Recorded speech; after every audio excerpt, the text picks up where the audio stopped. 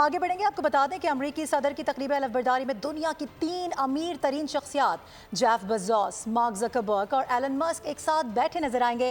Japan, Australia کے وزرائے خارجہ بھی شرکت کریں گے، جبکہ چین کے نائب صدر اپنے ملک کی نمائندگی کرنے جا رہے ہیں۔ پاکستان کی نمائندگی وفاقی وزیر داخلہ محسن نقوی اور امریکہ میں پاکستانی سفیر رضوان سعید شیخ کریں گے۔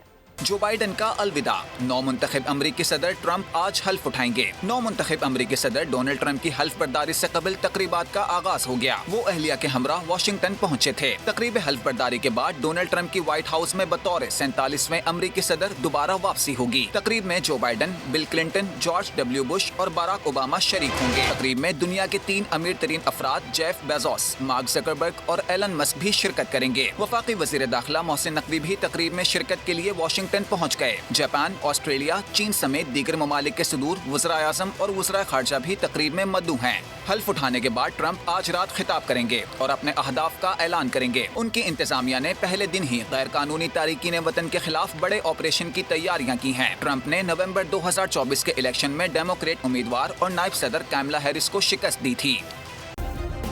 سبسکرائب کریں اور بیل دبائیں تاکہ کوئی خبر رہ نہ جائے۔